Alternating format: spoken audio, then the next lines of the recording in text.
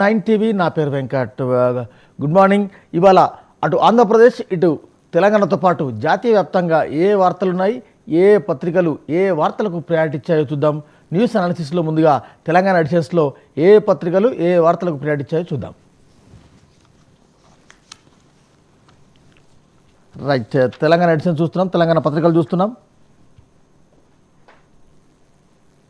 ఈనాడు ORR బయట నూతన పారిశ్రామిక వాడలు 500 నుంచి 1000 ఎకరాల చొప్పున సేకరించాలని నిన్న సమీక్షలో రాష్ట్ర ముఖ్యమంత్రి చెప్పారు.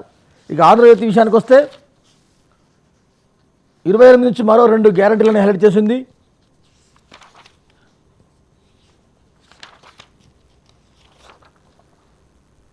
ఆర్థికం అధ్వానంగా ఉంది, గ్రామ సభలోనే గ్యారెంటీల లబ్ధిదారుల ఎంపిక అని నిన్న రాష్ట్ర ముఖ్యమంత్రి రివ్యూలో చెప్పారు.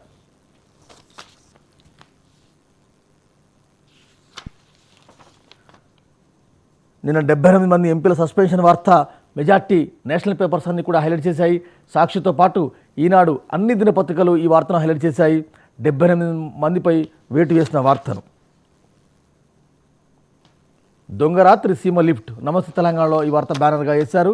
ఇంకా కమ్ముకొస్తున్న కరోనా అని ఆ వార్తను హైలైట్ చేశారు.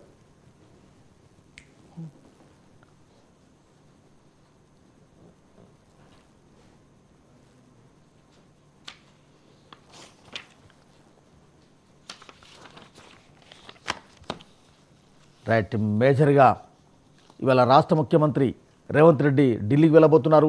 నామినేటెడ్పై కసరత్తు చేయబోతున్నారు. కీలక నేతలంతా కూడా నిన్న భేటీ అయ్యారు పిఎస్సి భేటీలో. ఆ అంశాన్ని కూడా మెజార్టీ వార్తాపత్రికలని హైలైట్ చేశాయి. లోక్సభకు ముందే ఎన్నికలు వస్తున్నాయి, సిద్ధం కావాలని కూడా నిన్న పిఎస్సి భేటీలో రాష్ట్ర ముఖ్యమంత్రి రేవంత్ రెడ్డి చెప్పారు. 28 నుంచి గ్రామ సభలు జరగబోతున్నాయి. రైట్, ఒక్కసారి ఆంధ్రప్రదేశ్ ఎడిషన్ చూద్దాం. ఆంధ్రప్రదేశ్ ఎడిషన్స్లో ఏమైనా చూద్దాం. ఏపీ ఎడిషన్స్ జగన్పై తిరుగుబాటు గన్ 42 మంది వైసీపీ ఎమ్మెల్యేల ధిక్కార స్వరం మేజర్గా బ్యానర్ చేసింది ఆంధ్రజ్యోతి. జగన్ మార్క్ జగడమని పెద్ద ఎత్తున ఆ వార్తను కూడా హైలైట్ చేసింది. ఒకే రోజు 78 మంది ఎంపీల సస్పెన్షన్. ఇది నేషనల్ వార్త. అన్ని పత్రికలు నేషనల్ మీడియా కూడా పెద్ద ఎత్తున అందుకున్నది. నియంతృత్వంపై ప్రజాయుద్ధం నిన్న యువగల ముగింపు సభ సందర్భంగా వచ్చిన వార్త. ఆ వార్తను హైలైట్ చేసింది. సాక్షి చూస్తున్నాం.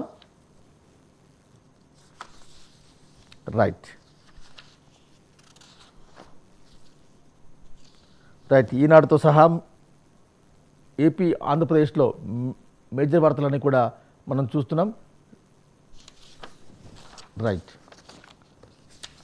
ఇది